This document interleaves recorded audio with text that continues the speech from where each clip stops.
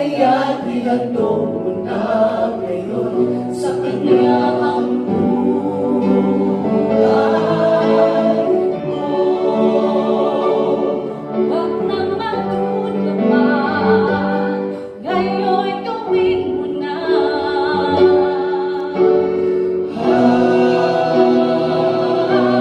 Lumapit sa Kanya, ibigay buong sarili, puso't kaluluwa.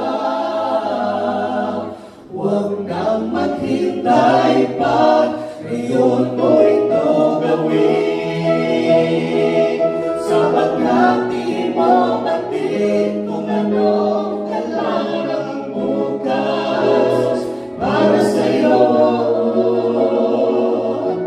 Kaya't ihandog mo na ngayon sa Kanya ang buhay. Kaya't ihandog mo na ngayon sa Kanya ang buhay. Kaya't ihandog mo na ngayon sa Kanya.